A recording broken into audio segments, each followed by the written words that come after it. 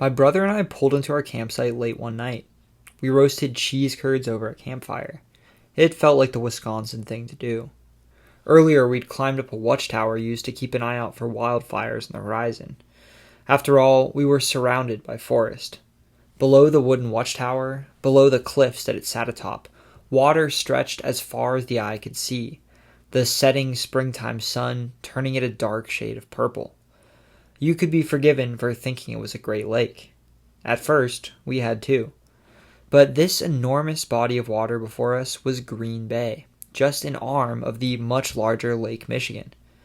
Across the bay, the forests stretch on, hills rising into low mountains, punctured by thousands of lakes, red cliffs diving into the frigid waters of the islands just off the shore. Wisconsin feels different. America's Dairyland is, of course, part of the agricultural Midwest, but in this tree-covered state, lake houses and woodland cabins abound. Here are mining and manufacturing towns, major cities and sparsely populated wilderness alike. In a state largely skipped over by the glaciers, sharp hills, gullies, and ravines look more Appalachian than Midwestern. This is a state of scenic natural beauty, an industrial giant critical to creating the America we know and a key player in the country today. I'm here in the Driftless Area of Wisconsin. This is a part of the state that the glaciers miss, leaving behind rolling hills, valleys, and ravines covered in forests. It's just one example of the Badger State's great geographic diversity, from forests and farmland to Great Lakes, major cities, and small towns. Hello and welcome to That Is Interesting. I'm your host, Carter. This is the U.S. Explained, episode 31, Wisconsin.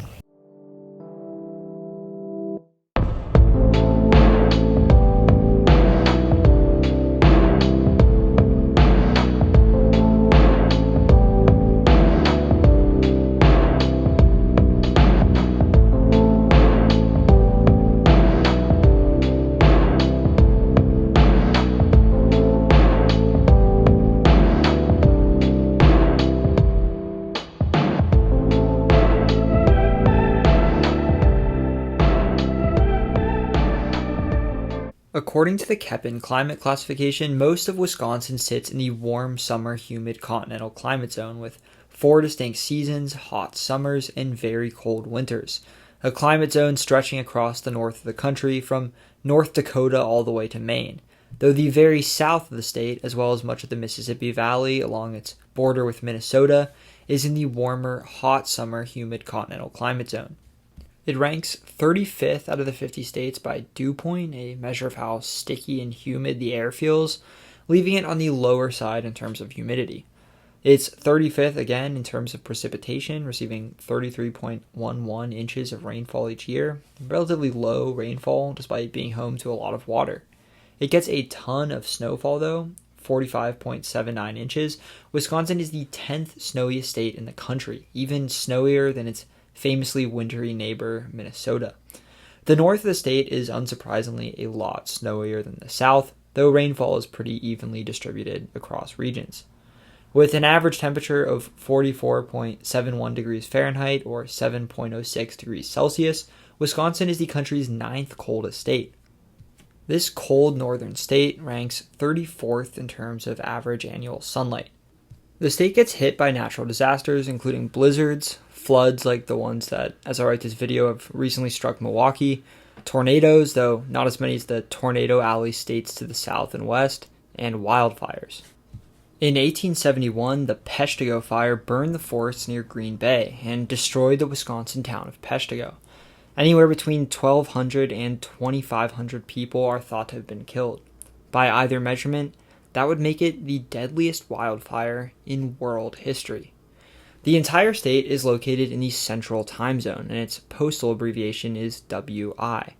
Wisconsin is nicknamed the Badger State, a nickname that comes from its early territorial history as a center of lead mining. Lead miners, who were often quite poor, at times lacked sufficient shelter, and in the wintertime would sleep in the mines.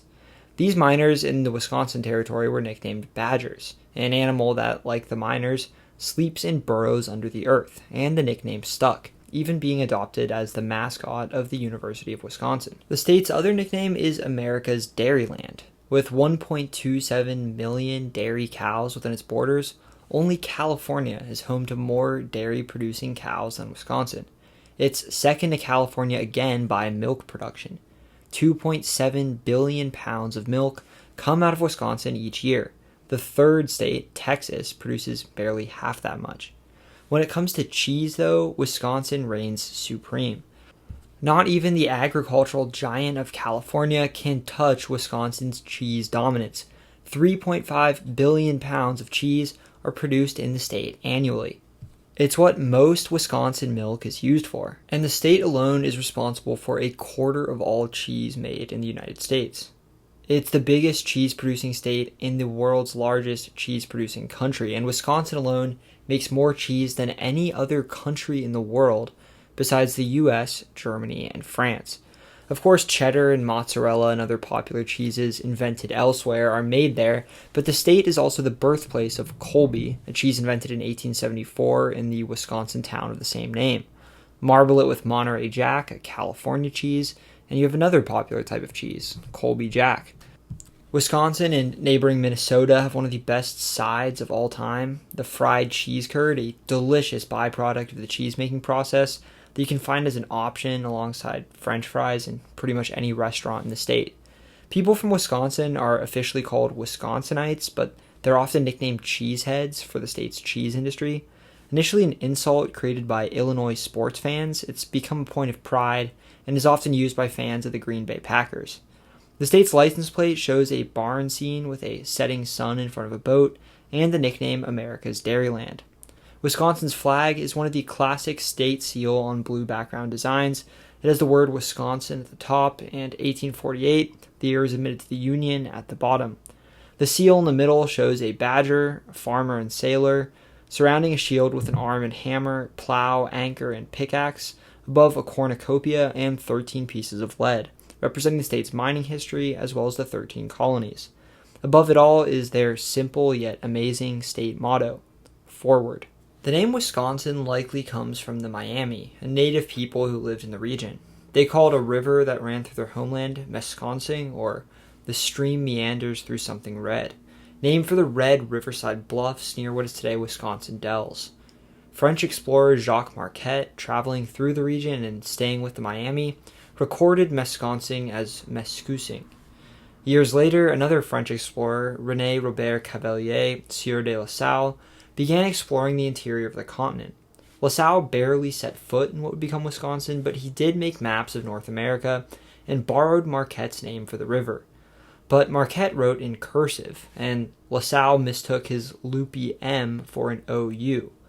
On his map, Mescusing was now Wisconsin. The typo stuck. Wisconsin, spelled with an OU, would become the name for the river and the surrounding region until English-speaking American settlers began flocking to the area.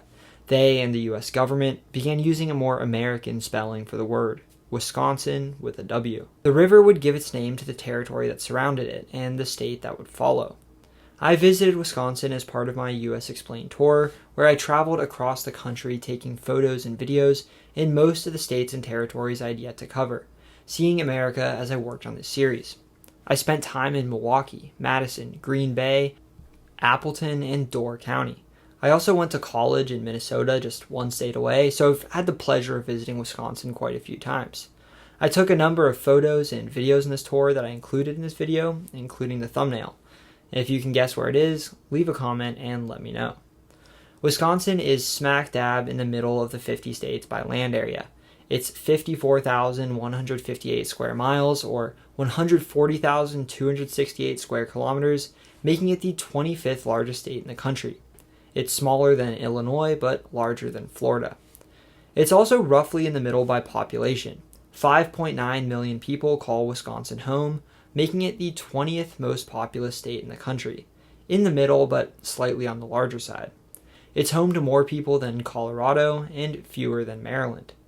In the middle of the pack by both population and land area, the Badger State is unsurprisingly right in the middle by population density as well, once again at 25th out of the 50 states. Its population density of 109 people per square mile, or 42 per square kilometer, higher than Louisiana but lower than Kentucky, similar to the density of Zimbabwe or Mozambique. Interestingly enough, it's also very similar to the population density of the contiguous lower 48 states, which makes sense. Like the US, Wisconsin is home to a mix of large and small cities, small towns, rural farmland, and real wilderness. Wisconsin sits in the north-central part of the United States, in the region known as the Midwest, specifically the far north part of the region called the Upper Midwest, alongside Michigan, Minnesota, and, depending on who you ask, the Dakotas. It borders 4 other states as well as 2 Great Lakes. Lake Superior sits to its north, the Upper Peninsula of Michigan to its northeast, Lake Michigan to its east, where it shares a water border with Michigan's Lower Peninsula, Illinois to its south, Iowa to its southwest, and Minnesota to its northwest. Despite being so far north and sitting on the shores of Lake Superior, Wisconsin, believe it or not, has no border with Canada. Its water border in Lake Superior is with Minnesota and Michigan, and it's the northernmost state in the country that doesn't border Canada at all. However, despite not being a border state, due to its location on the international Great Lakes, a number of its lake ports, such as Milwaukee, Manitowoc, and Marinette, receive international traffic and are considered official ports of entry with their own customs offices. Wisconsin's border with the Upper Peninsula of Michigan begins on the shores of Lake Michigan's Green Bay, at the mouth of the Menominee River. There, the twin cities of the Menominee sit separated by the river and the state line that runs through it. On the Wisconsin side, the old lumber and shipbuilding town of Marinette sits separated from the Michigan town of Menominee. The border follows the river and its tributary, the Brule, inland through the sparsely populated forests of the North Woods, the Wisconsin town of Niagara, sitting not far from the Michigan towns of Quinnesec, Iron Mountain, and Kingsford. From the headwaters of the Brule near the tiny village of Nelma, it follows a series of straight-line borders for 65 miles, or 105 kilometers, until it meets the Montreal River, which it follows downstream to its mouth in Lake Superior. On the way, the Wisconsin town of Hurley sits opposite the Upper Peninsula town of Ironwood. The state's Lake Superior water border, first with Michigan and then Minnesota, juts into the lake around its Bayfield Peninsula and Apostle Islands before reaching the land at the twin ports of Superior and Duluth. At the very western tip of Lake Superior, the lake gets thinner and thinner, a thin inland estuary called Superior Bay, separated from the lake by 2 long spits, the longer Minnesota Point and shorter Wisconsin Point. There the border leaves the lake, following a small channel between the points into Superior Bay. It weaves through the estuary further inland into St. Louis Bay, the 2 bays separating the Wisconsin city of Superior from the larger Minnesota city of Duluth to the north.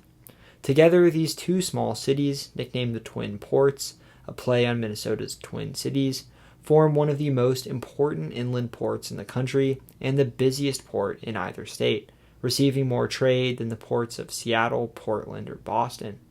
The border briefly follows the St. Louis River, which flows into the bay, before turning sharply south just outside of Duluth. There it follows a straight line south, with Minnesota sitting to the west, for 40 miles or 65 kilometers until reaching the St. Croix River, which it follows south. The river forms the western edge of Wisconsin, at one point nearing but not quite reaching the outer suburbs of Minneapolis-St. Paul. The river town of Hudson is a short hop and skip away from the Twin Cities. At the river town of Prescott, the St. Croix flows into the mighty Mississippi, one of the river's earliest major tributaries. Together they flow southeast through the cliffs, bluffs, and ravines of the beautiful Driftless Area, the river city of La Crosse sitting opposite Minnesota's La Crescent. Near the driftless village of Victory, the border with Minnesota changes to a border with Iowa and continues downstream. Across from the Iowa city of Dubuque's downtown, the border turns east, Illinois sitting to the south. It continues as a straight line for 145 miles, or 233 kilometers, until it reaches the shores of Lake Michigan, the city of Beloit, separated from South Beloit, Illinois, and the lakeside city of Kenosha, split from the far northern suburbs of Chicago. The water border then splits Lake Michigan between Wisconsin, Illinois, and Michigan until it reaches Marinette. All the water in Wisconsin flows either into the Great Lakes and from there the St. Lawrence River and Gulf of St. Lawrence, or into the Mississippi River and south to the Gulf of Mexico. The Menominee and Fox rivers both flow into Lake Michigan's Green Bay, the Fox draining the large Lake Winnebago. The Rock River flows into the Mississippi in the south, as does the Chippewa in the north. The St. Croix, another major Mississippi tributary, forms part of Wisconsin's western border with Minnesota.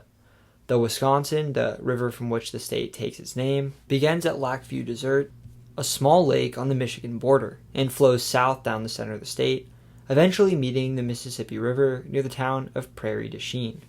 The largest river in the state, of course, is the mighty Mississippi, on Wisconsin's western border with Minnesota and Iowa. Northern Wisconsin is sparsely populated and remote.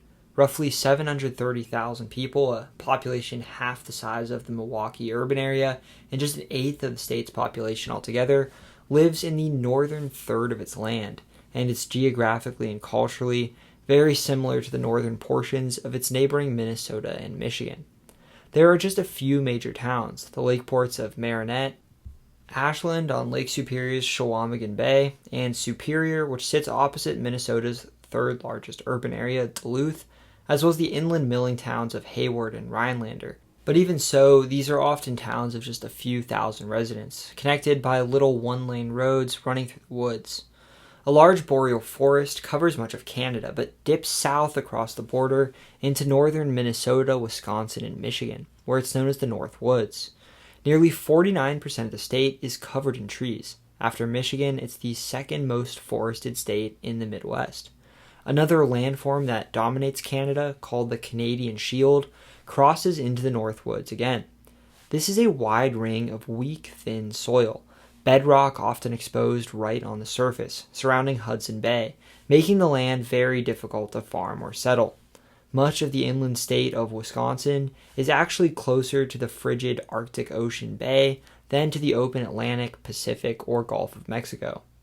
This rocky surface has left a landscape peppered with lakes. Canada is home to 3 million lakes, 62% of all lakes on the planet, and many are in the Canadian Shield.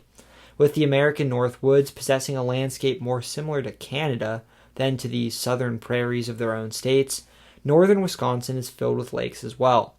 Wisconsin and Minnesota, as anyone who's lived there can tell you, have something of a friendly sibling rivalry dynamic with one another, stemming from the fact that the two upper Midwest neighbors are quite similar in a lot of ways.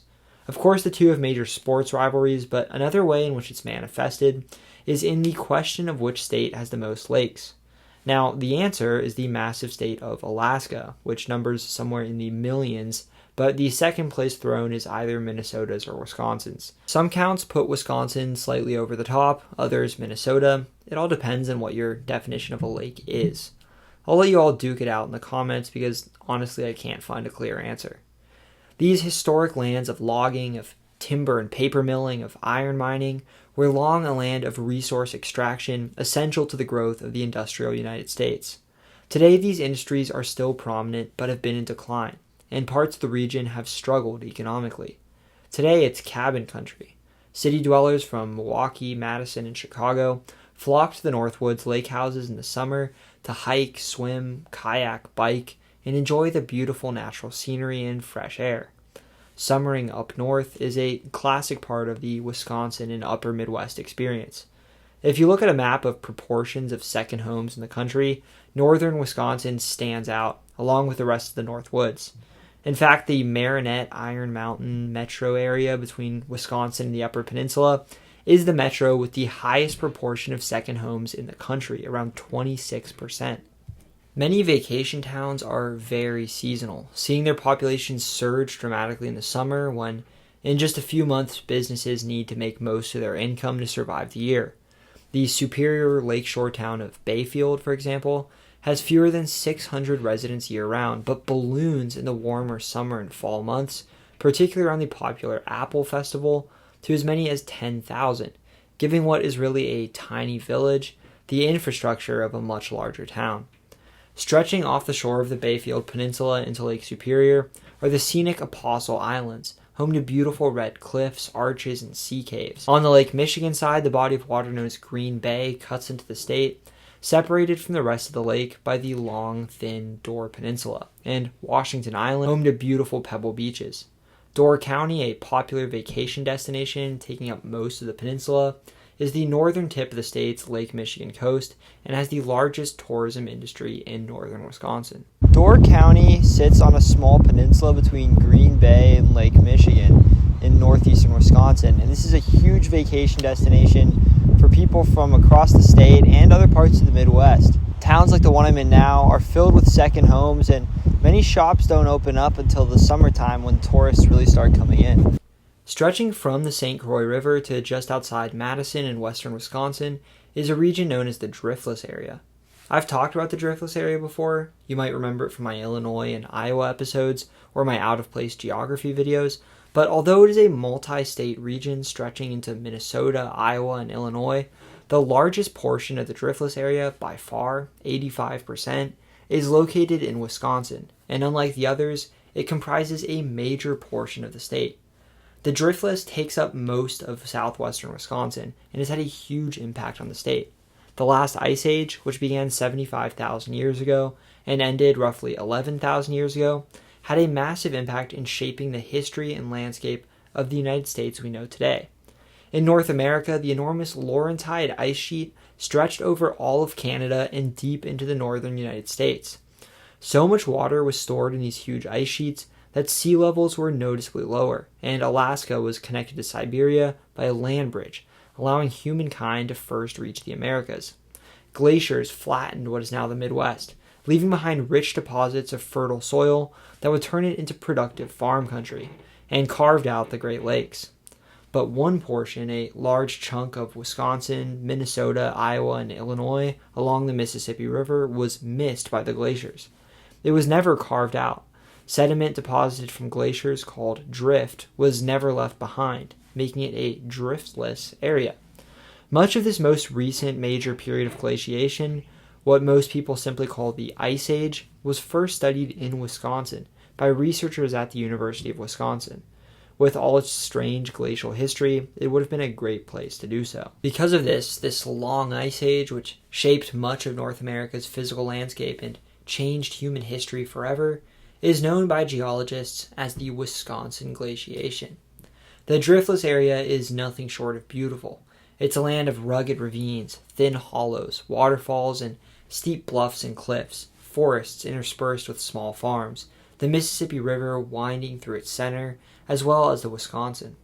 Two architectural wonders, the House on the Rock, eccentric fever dream of a structure, and Taliesin, the personal home and studio of world-renowned architect Frank Lloyd Wright, are located not far from the Wisconsin River town of Spring Green.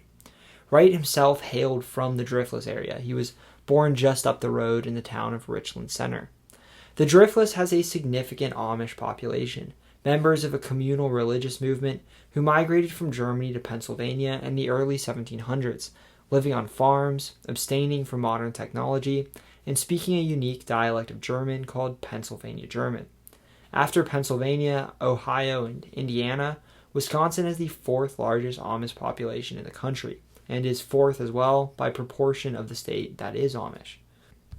The region has a landscape as well as flora and fauna that have more in common with New England than with much of the Midwest, a glimpse as to what the middle of the country looked like before glaciation.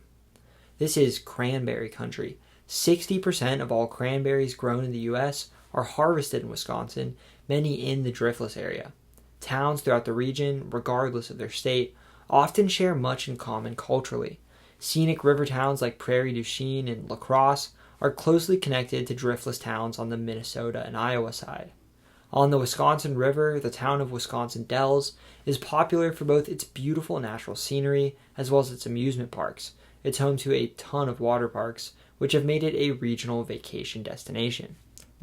Devil's Lake near Baraboo is a beautiful lake formed by an ancient glacial dam hemmed in by quartzite bluffs, thought to be some of the oldest rocks on the continent. Beyond the Driftless Area are towns like Eau Claire, Menominee, and Chippewa Falls in the north, and along the Wisconsin River, Wausau, Stevens Point, and Wisconsin Rapids. A large wildlife refuge, the Sandhill State Wildlife Area, sits just east of the Driftless Area. Its marshes and woodlands, the bed of an ancient glacial lake, protecting numerous species across 7 central Wisconsin counties. Wisconsin is home to a world-class public trail, the Ice Age Trail, which begins at the state's beautiful St. Croix Falls, runs east across much of the state, cuts south through central Wisconsin, skirts through the Milwaukee suburbs, and turns back north, ending on the shores of Door County. I've hiked just a small portion of it, but absolutely would recommend. Further east of the Wisconsin Valley, though, the hills and forests end, and we reach the flat, low-lying plains along the shores of Lake Michigan. A rough triangle from Madison to Kenosha to Green Bay encompasses most of it. This flat, glaciated sliver of the state is home to fertile land that was easy to farm and settle, and became a major agricultural region. Flat, rich farmland and harbors on Lake Michigan turned eastern Wisconsin into the most densely populated part of the state. Each of Wisconsin's 6 most populous urban areas are located there, and it's home to nearly 4 million people, more than 2/3 of the state's entire population. In the south-central part of the state, at the foot of the Driftless Area, sits Wisconsin's capital and second largest urban area, Madison. With 450,000 people in it and its suburbs, the small city, nestled between and stretching around 2 lakes, Lake Mendota and Lake Monona, is home to the University of Wisconsin, the largest university in the state, and ranks 89th out of American urban areas, smaller than Little Rock but larger than Spokane. Madison is Wisconsin's second largest city. It sits on a small isthmus between 2 lakes, Lake Mendota and Lake Monona, in the south of the state, near its Driftless Area. Madison is both the state capital, you can see the Capitol building behind me, and home to the University of Wisconsin. In the downtown here, buildings have a height limit. Nothing is taller than the Capitol, which gives the downtown this really interesting look. South of Madison on the Rock River sit 2 smaller cities, Janesville and just downriver from it, Beloit. Beloit itself is right on the state line, the town of South Beloit, Illinois, just across the border from downtown. Its own suburbs bleed into those of the Illinois city of Rockford, creating a string of small cities that stretch between the 2 states along the Rock River. Further east, flat farmland is regularly dotted with towns. Even these rural parts of southeastern Wisconsin are relatively densely populated. Walworth County, for example, a rural county in southeastern Wisconsin, is home to just over 100,000 people, while Lafayette County, a rural county on the southwestern side of the state, is home to just around 17,000 residents, despite taking up more land. Along Lake Michigan, the mix of farms and towns gives way to a string of lakeside urbanization.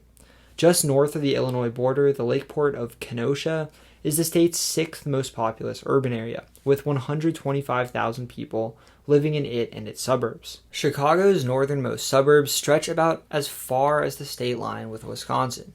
Though not considered a suburb itself, Kenosha is a short drive from towns like Winthrop Harbor, Zion, and Waukegan that lie at the northern tip of Chicagoland. Though downtown Chicago is over twice as long a drive as downtown Milwaukee, Kenosha lies within the orbit of both cities, and the country's massive 3rd largest metropolis has a fair amount of influence over the very south of Wisconsin. Some 20% of Kenosans commute to either Chicago or Milwaukee, and the Metra, Chicago's commuter rail system, reaches as far north as Kenosha. Just to the north, Racine is another industrial lakeport with a slightly larger population. Its 134,000 residents make it the 5th largest urban area in the state. North of Racine, another city in the lake, is by far Wisconsin's largest. Well over twice the size of Madison, Milwaukee is home to 1.3 million people in the city and its suburbs, giving it over a 5th of the state's entire population. Among the country's largest Great Lakes cities, the urban center of the state is a historic center of the brewing industry with strong German and Polish roots. Between Milwaukee, Kenosha, Racine, and Chicago, the southwestern shore of Lake Michigan is heavily populated. You can drive from Milwaukee all the way to Gary, Indiana, without ever really leaving an urban area for too long. These cities help make Lake Michigan the most populated of the Great Lakes, with some 12 million people living alongside its shores. Milwaukee is Wisconsin's largest city. It's in the southeastern part of the state on the shores of Lake Michigan, not far north of Chicago. And this was a huge destination for German immigration and has become a center of the brewing industry, an industrial Midwestern town that's one of the largest cities in the Midwest. Further north, towns like Port Washington, Sheboygan, and Manitowoc dot its lakeshore. North of Manitowoc, Wisconsin's Door Peninsula, Washington Island, and Michigan's Garden Peninsula block off a warmer enclosed arm of Lake Michigan called Green Bay. After Lake Huron's Georgian Bay in Ontario, the Bay of Green Bay is the second largest bay in any of the Great Lakes. A passageway between it and Washington Island, the Porte de Mort, gave its name to the Door Peninsula. Its ominous English translation is the Door of Death. The dangerous passage into the bay is bypassed by the Sturgeon Bay Ship Canal, a safer, man-made route that cuts the popular vacationing peninsula in half and shortens the route into the bay from the cities to the south. At the southern tip of the bay, where the Fox River, which feeds it, flows in, sits the city of Green Bay. Now, if you follow football at all, you might think that Green Bay is a far larger city than it is, with their Green Bay Packers, one of the oldest franchises in the league, a remnant of the NFL's early days where many smaller cities and towns had professional teams. Green Bay is the smallest urban area in the country with an NFL or any major professional sports team. The next smallest urban area with an NFL team, Buffalo, is 4 times larger than Green Bay. The northern port city is the 4th largest urban area in the state, the 224,000 people in it and its suburbs, making it number 173 in the country.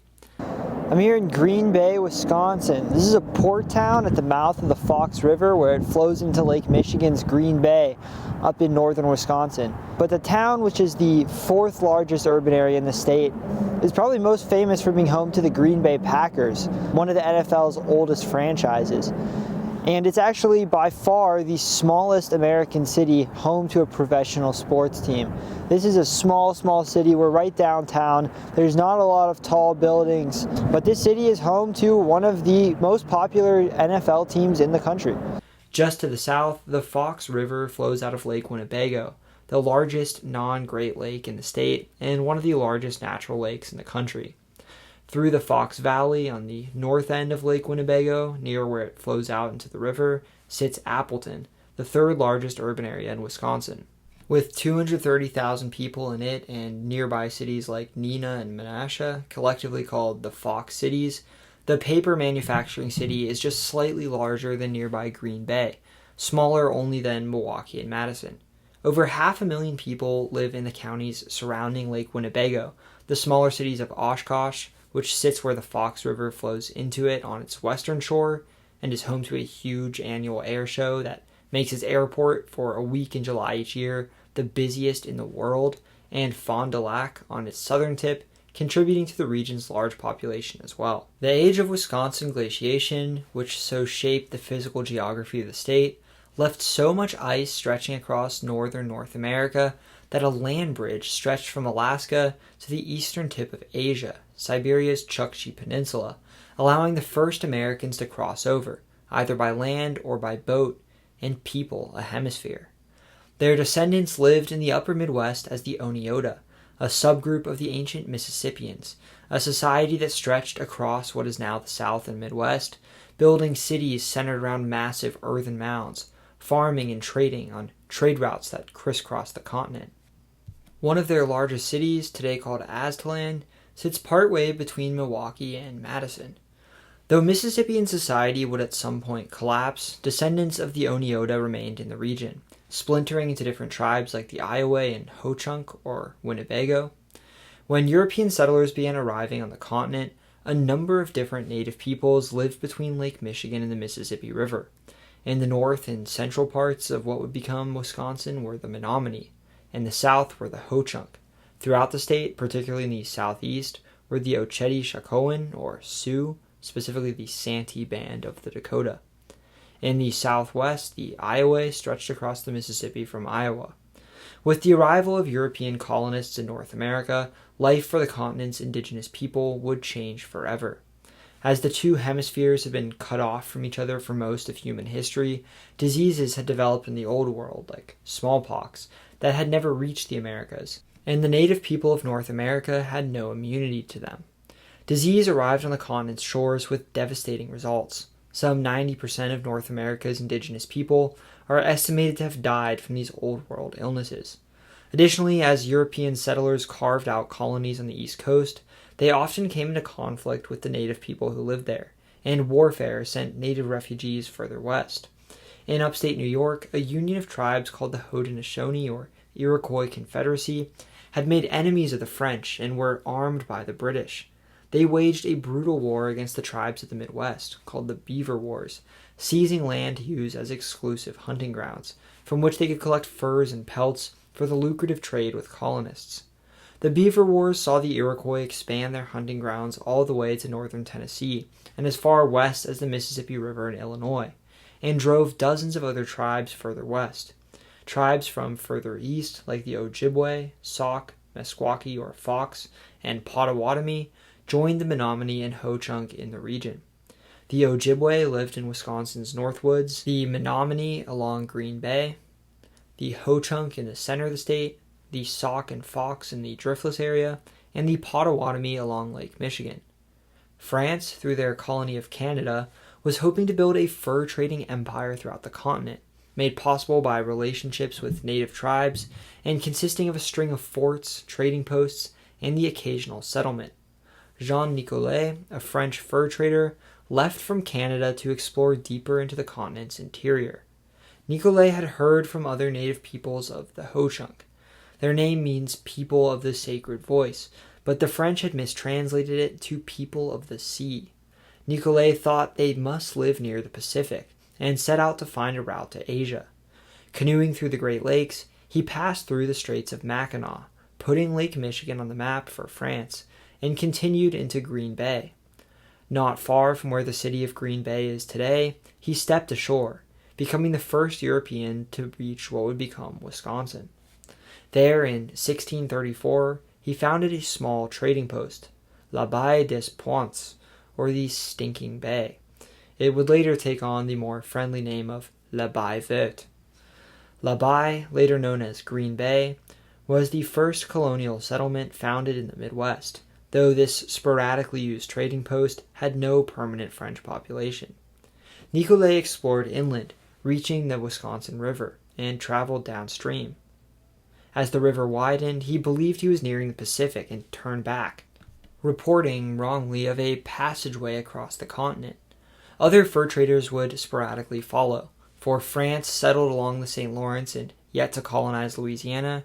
Green Bay, this huge enclosed body of water, was their best entrance to the North American interior and the Mississippi Valley. In 1671, French missionary Jean-Claude Allouet founded Mission St. Francis Xavier on the Fox River near Green Bay, in what is today the town of De Pere. 2 years later, French Jesuit missionary Jacques Marquette and French-Canadian explorer Louis Joliet set off on an expedition from St. Ignace, now in Michigan's Upper Peninsula, to explore the Mississippi River.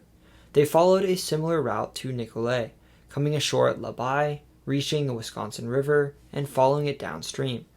They reached the Mississippi near a spot that would come to be known as Prairie du Chien, and claimed the region as part of the French colony of Canada. Marquette also recorded a name for the river, Mesconsing, that would eventually lend its name to the region. A decade later, in 1685, fur trader Nicolas Perrot built a trading post at that site called Fort St. Nicholas. It would become the second colonial post in Wisconsin. There were few French colonists in this part of Canada, though. French influence existed primarily through their trading posts and missions with the region's Native Americans. Control, though, would remain relatively weak in this wooded frontier. Though claimed by France, it was mostly home to native people. Far to the east in the Ohio Valley, France fought their rival Britain for control of disputed territory along this strategic waterway. As Britain's heavily populated coastal colonies grew, British settlers spread west into hunting and trading grounds claimed by France, and tensions rose. All-out war erupted in 1754 between Britain, France, and each country's Native American allies. Called the French and Indian War, it ended in 1763, and though battle never reached the area that would become Wisconsin, France's loss saw Canada change hands and become British. Britain had captured Guadeloupe, a small but sugar-rich Caribbean slave colony, and France gave up Canada to hold on to the island. Under Britain, the colony of Canada was renamed Quebec. A half-French, half-Ottawa leader in the war, Charles Michel de Langlade, moved after the war to Labai, where he had previously operated a trading post. Building his home there, he became Wisconsin's first permanent colonial settler. Under Britain, the fur trade boomed.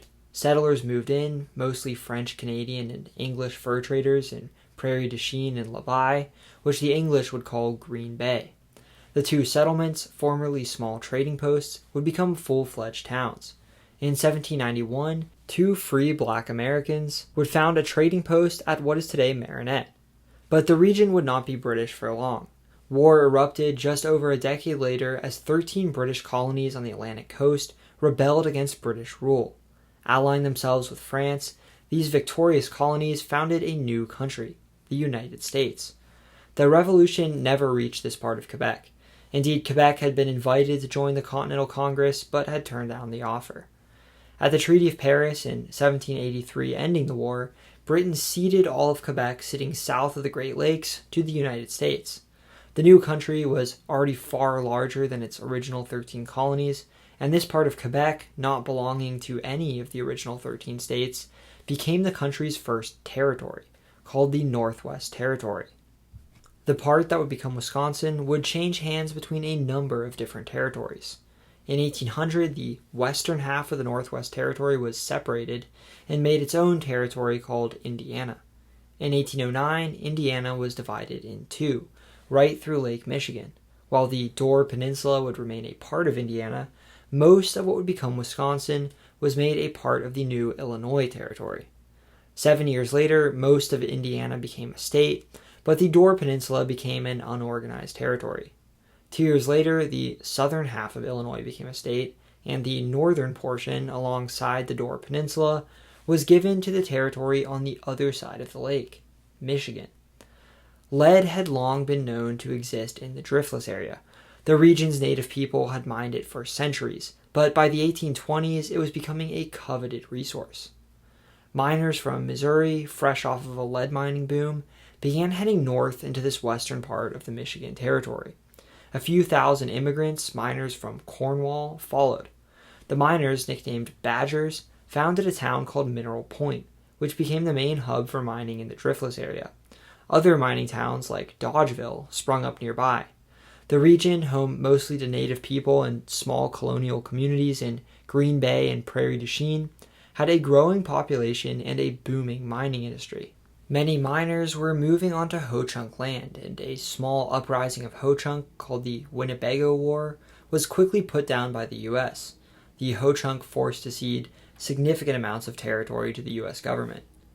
In 1832, the larger Black Hawk War broke out after a group of Sauk and Meskwaki, led by a leader named Black Hawk, refused to follow the terms of a misleading treaty signed by native representatives who lacked authority to cede as much land as they did.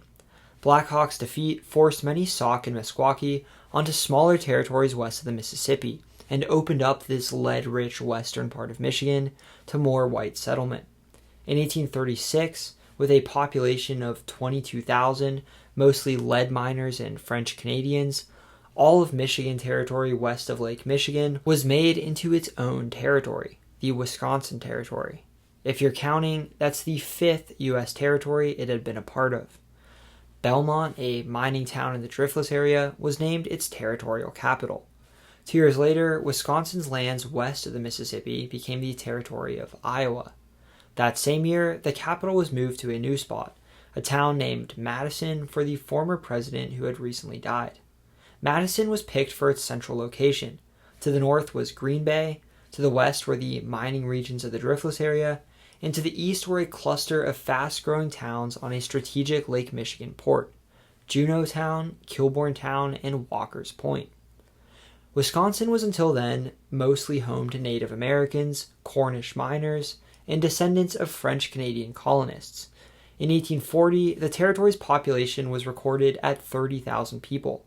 The country's least populous territory, it was home to even fewer people than the still small District of Columbia. Even Iowa, which had been formed from its western portion, had more residents. But things were changing.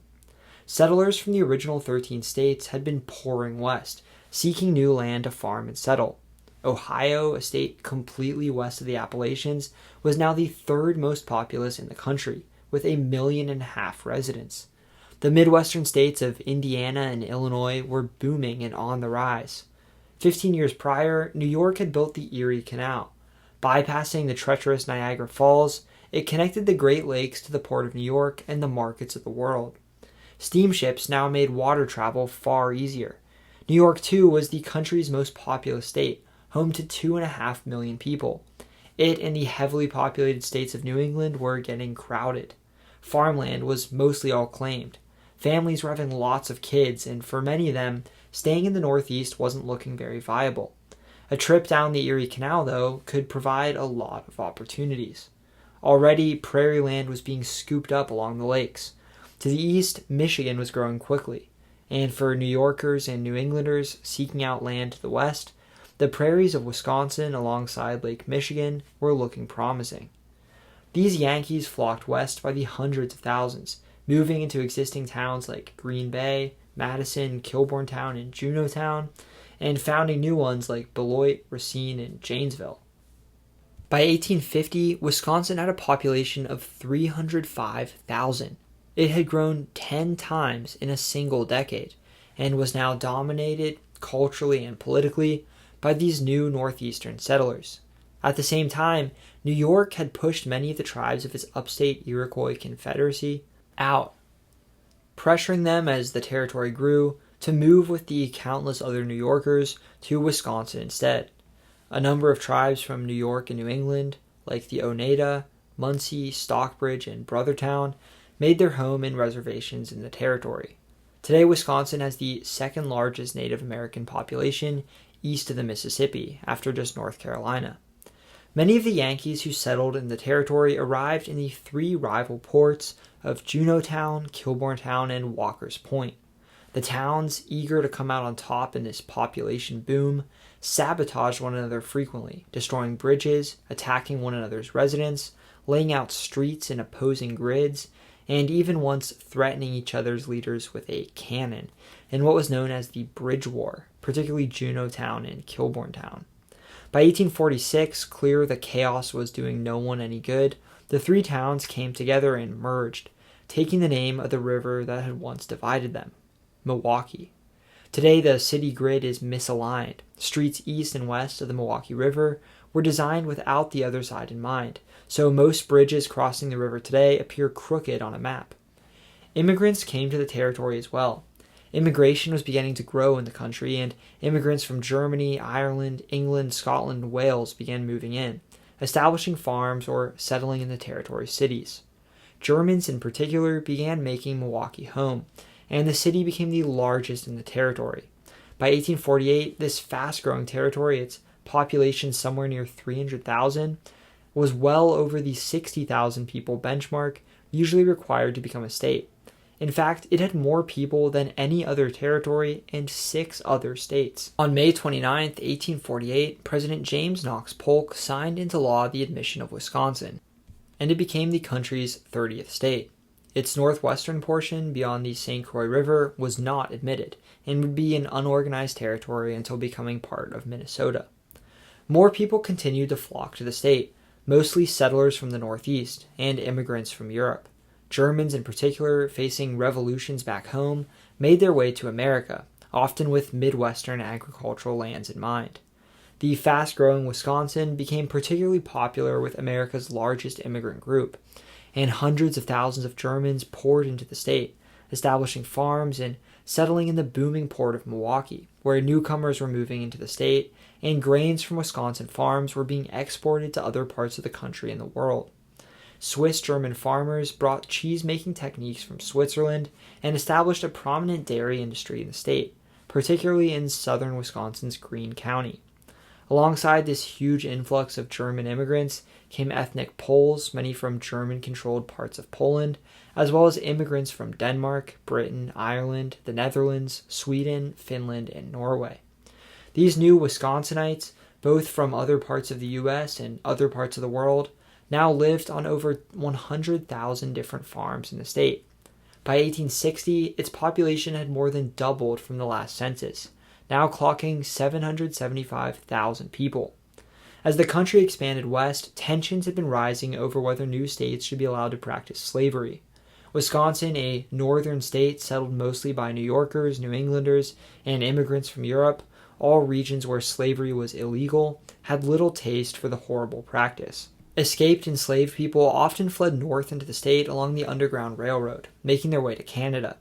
For the last few decades, states had been admitted under the Missouri Compromise, which banned slavery in new northern states, allowed it in new southern states, and led to Congress admitting roughly equal numbers of new free and slave states to the Union, preventing either side from having a large majority in Congress. In 1854, though, Congress passed the Kansas-Nebraska Act, creating two new northern territories, but allowing each to determine whether or not they wanted to allow slavery. Abolitionists were furious, and the law broke the Whig Party, one of the country's two major political parties. Southern Whigs had supported it, hoping to stay viable in the South, while Northern Whigs opposed it. That same year, a group of former Whigs met in a schoolhouse in the Wisconsin town of Ripon to protest the Kansas-Nebraska Act. There, they decided to found a new political organization, the Republican Party. By 1856, their candidate for president, California Senator John C. Fremont, was the runner-up, surpassing the Whigs and cementing their organization as one of the country's two major political parties. By 1860, their candidate, Abraham Lincoln, would win, and the South would secede from the Union. So far to the north, no Civil War battles were fought in Wisconsin, and the state remained firmly with the Union. By the end of the war, Milwaukee was already a major city, among the 20 largest in the country. Agricultural products from across the state, grains and dairy, were brought to the city, milled, processed, and packaged, and shipped by boat to other parts of the country. After the war, this major inland port grew more industrial. This was the Gilded Age. Railroads, new deposits of resources, and better technology was leading the U.S. to industrialize fast, and the region around the Great Lakes, strategically located on important waterways, was at the heart of it. With abundant wood and iron ore to the north, Milwaukee became a major center of machine and equipment production, brickmaking and packing, and immigrants continued to flock to the fast-growing city, coming from countries like Germany, Ireland, Poland, Norway, and England to work in the city's factories. Germans in particular had an influence on the city that's hard to overstate. Milwaukee was a top destination for the millions of Germans that made their way to the U.S. in the mass immigration wave of the late 1800s and early 1900s.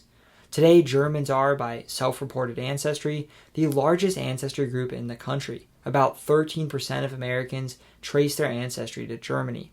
In Wisconsin, German Americans make up 39% of the population, the most of any state. In greater Milwaukee, 60% of the population traces their ancestry to Germany, and it's considered the most German major city in America. Germans brought another major industry, brewing. In 1855, German immigrant Friedrich Miller founded the Miller Brewing Company in the city, and it remains one of the country's largest beer brands to this day. Pabst and Schlitz, other major brewing companies, were founded by Germans in the city as well, and for a long time, Milwaukee produced more beer than any other city on the planet.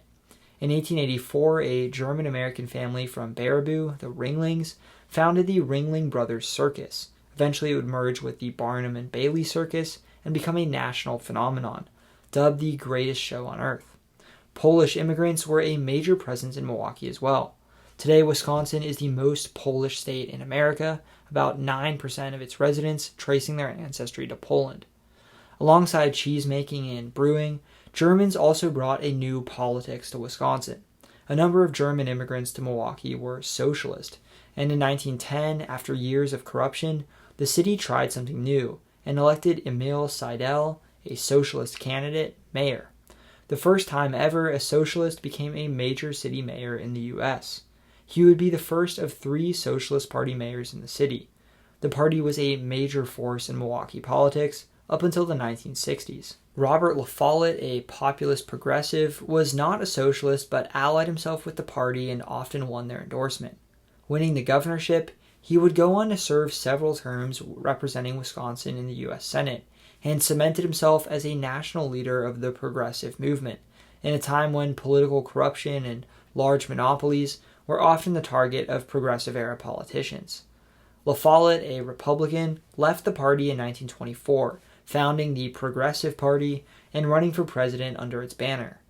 Though he only won Wisconsin, across the country La Follette won 17% of the popular vote, the only progressive running against a conservative Republican and Democrat.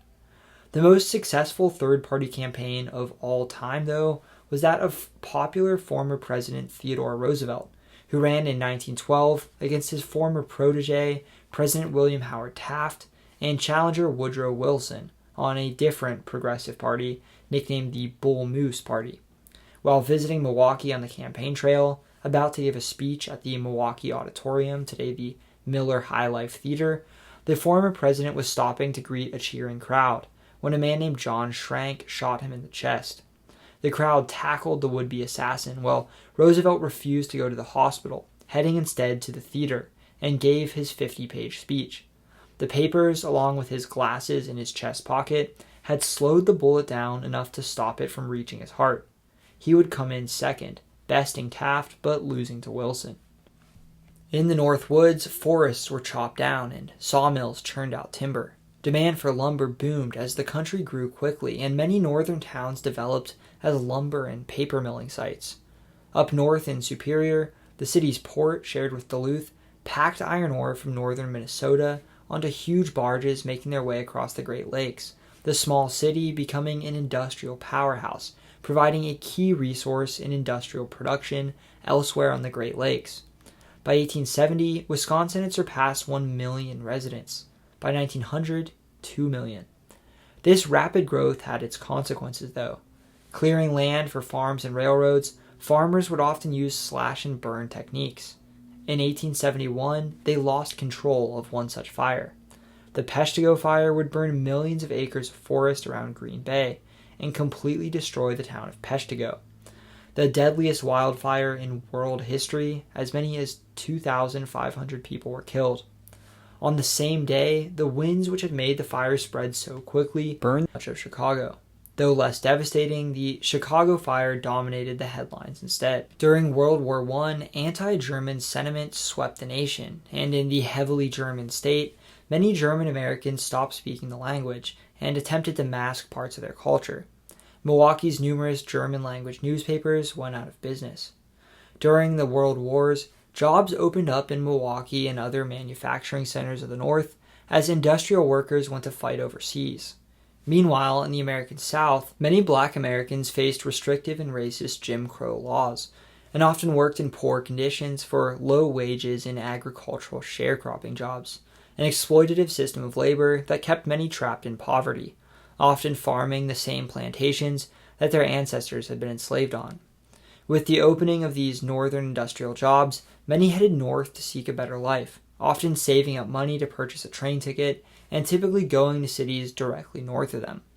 Many black Americans from Kentucky, Tennessee, Mississippi, and Alabama made their way to Milwaukee. By 1980, nearly 4% of Wisconsinites were black. This might not seem like a huge number, but it's a major increase from the 0.1% of Wisconsin's population that black Americans made up in 1910. In 1947, the state elected one of the most controversial politicians in American history to the Senate, Joseph McCarthy. Throughout the 1950s, the ardent anti-communist dominated American politics, helping usher in a Red Scare, alleging a Cold War conspiracy of deep communist infiltration within the United States government and calling those he accused to testify in contentious hearings, often with little truth behind any of it. This era of political paranoia would be termed the McCarthy era, and his defamatory style of politics became known as McCarthyism. The state's manufacturing economy boomed during the World Wars, helping cement the state as a manufacturing giant. In the decades after, though, particularly the 1970s onward, manufacturing began to decline as jobs went overseas, automation increased, and the country began transitioning to a service sector economy. Milwaukee, Kenosha, Racine, and other industrial cities became the northern tip of what was called the Rust Belt, the country's once dominant manufacturing core now hollowed out. Milwaukee, though its population has declined since its peak in 1960, has generally performed better than a number of other Rust Belt cities. Residents have generally seen their incomes grow in the last few decades, and manufacturing loss was more limited than in other cities like Detroit, Pittsburgh, Buffalo, Cleveland, or St. Louis. The lakeside city of Milwaukee is by far the largest urban area in the state. 1.3 million people live in Wisconsin's largest city or in suburbs like Waukesha, West Allis, Wauwatosa, Brookfield, and New Berlin, around a fifth of the state's entire population. In the densely populated southeast of the state, it's fairly close to other Wisconsin cities like Madison, as well as the Lake Michigan giant of Chicago, an hour or two south through the suburbs. Three small rivers, the Menominee, Kinnickinnick, and Milwaukee, meet in the city and flow into Lake Michigan as one. There are winding waterways making the city a natural port, first for the agricultural goods grown throughout Wisconsin, later for the machinery and brewing industry that would turn Milwaukee into one of America's great manufacturing cities. The historic headquarters of Miller, Pabst, and Schlitz, the city was once the largest brewing center on the planet and arguably remains the country's beer capital. Older skyscrapers and stone and brick buildings line the Milwaukee River, which is crisscrossed with small bridges, similar to Chicago on a smaller scale. A string of parks leave much of its downtown lakefront easily accessible to the public, lined with newer white and glass skyscrapers, while bluffs quickly rise above the lake north of downtown. The 19 tallest buildings in the state are all in Milwaukee, including the state's tallest, the U.S. Bank Center, and Ascent, a mass timber high-rise that holds the title for the world's tallest building made of wood. The country's German-American capital, some 60% of Greater Milwaukee, traces their ancestry to Germany, and the country's influence is evident from its brewing history to the massive Oktoberfest it holds to even its architecture. A number of buildings downtown have German-inspired architecture, and one of the city's tallest and most iconic towers, 100 East Wisconsin, is built with a German-inspired design. It isn't unusual to see German flags flying in the city. Right on the lakefront, the beautiful Milwaukee Art Museum looks almost like a ship.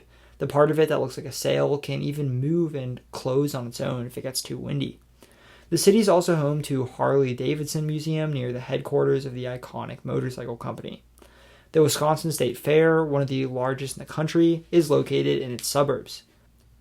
The 38th largest urban area in the country, Milwaukee is a fun city that I would absolutely love to visit again and spend more time in. Wisconsin's other major city, Madison, is significantly smaller. It's 450,000 people in it and its suburbs like Middleton and Monona, making it the 89th largest urban area in the state. This small city, though, packs quite a punch. Sitting between two large lakes, Lake Mendota and Lake Monona, downtown Madison occupies a thin isthmus between the two. At its thinnest, it's just around 3,000 feet wide, about a 15-minute walk between the two lakes, and the two are connected by a canal. A large overlook, the Monona Terrace, is a public viewpoint on Lake Monona with a convention center underneath.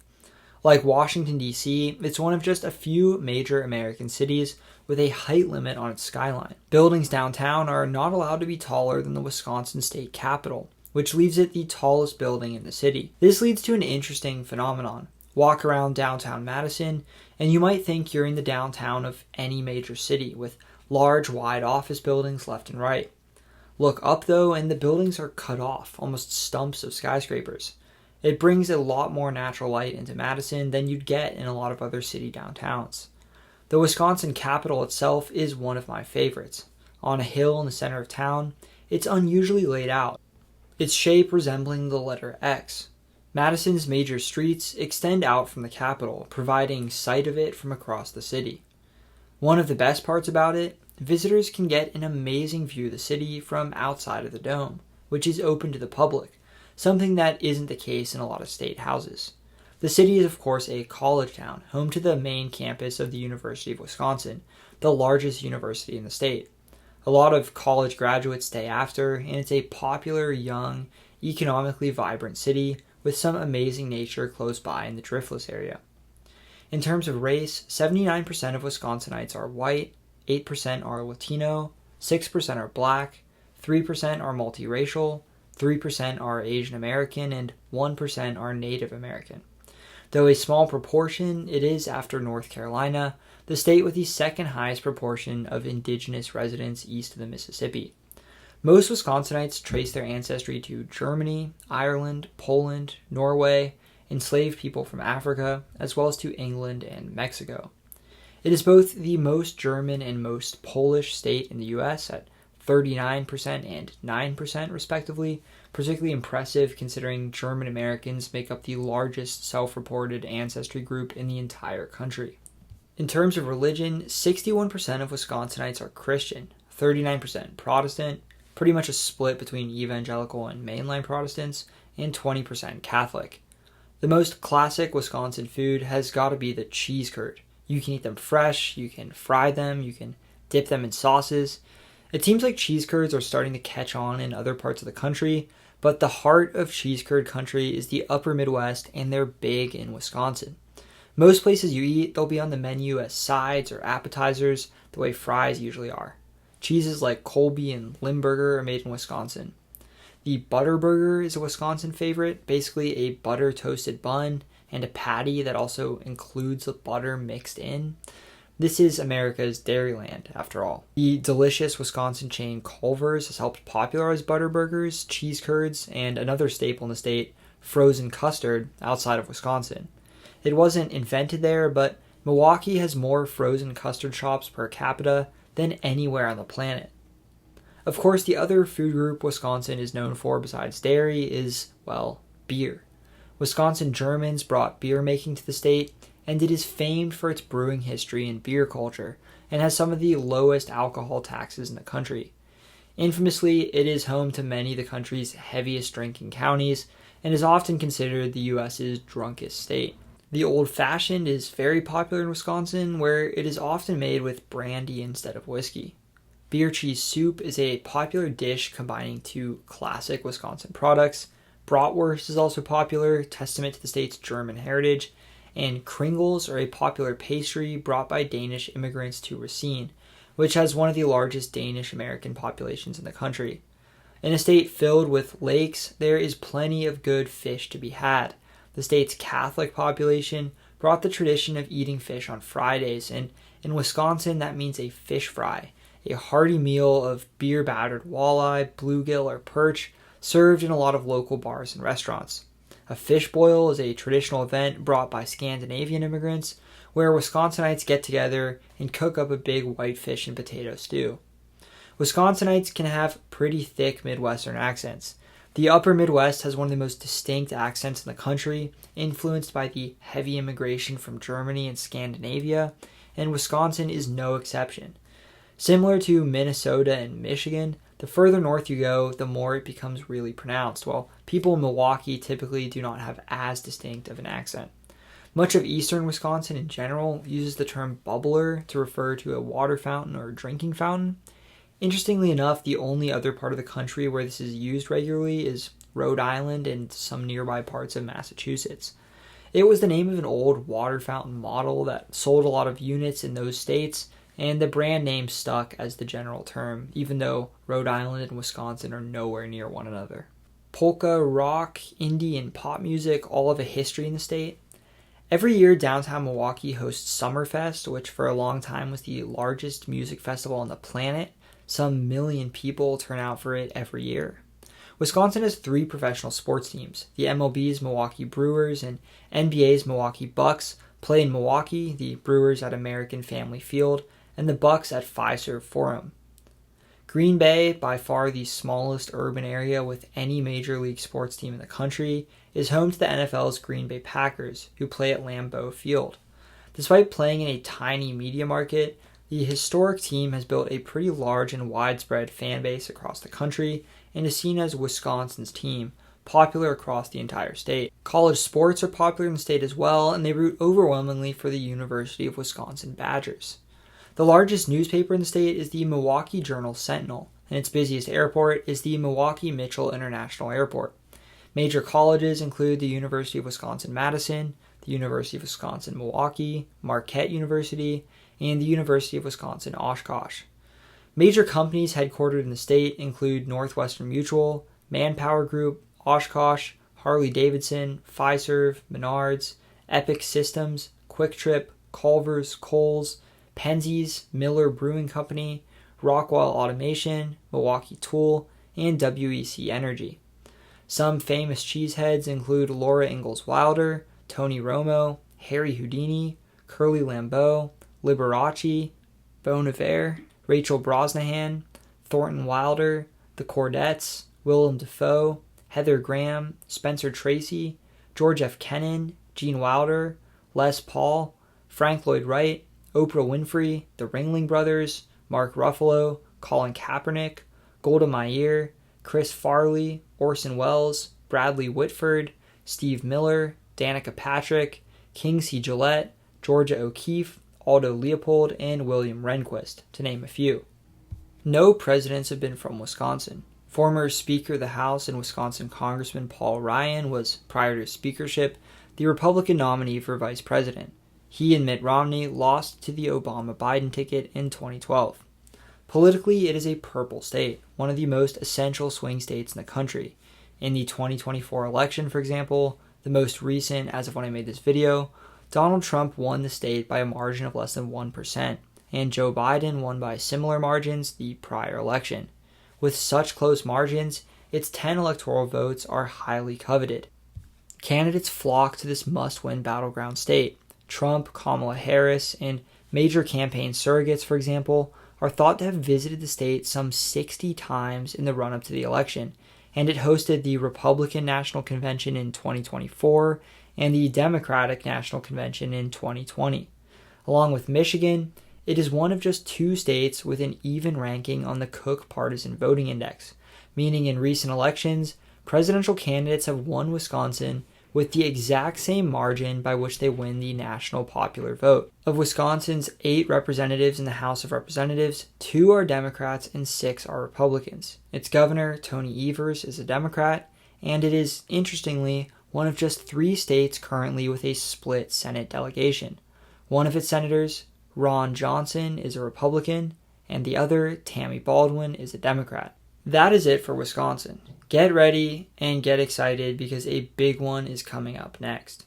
My former home state, a global economic and cultural powerhouse, the most populous place we will ever cover in this series. That's right, the Golden State of California is up next. If you're from California, please respond to my community post or my comment here to let me know what you'd like to see included about your home state. I want to give a big thank you to everyone who's already joined my Patreon. Through it, you can access different things such as quarterly channel newsletters, thumbnail previews, early access to maps I create, and shoutouts to my videos such as these. Also, please subscribe to my brother's channel, Quinn the Cameraman. He made the great intro at the beginning of this video that I'll use in all the US Explained videos, so go show him some support. I tried to be pretty thorough with this video, but I know there were definitely things I missed, as there was a lot to talk about. I want to give a big thank you to everyone from Wisconsin who helped give me information for this video. I truly would not have been able to make this video without all your help. I really enjoyed visiting Wisconsin as part of my 6-month-long filmmaking trip across the country. From here on out, every single video in the US Explained will feature on-site clips and footage I filmed in that state. Thank you for watching this video, and I hope you learned something new. Subscribe for more content like this. I cover the countries, cities, people, and places of the world and beyond. These videos will leave you saying, that is interesting.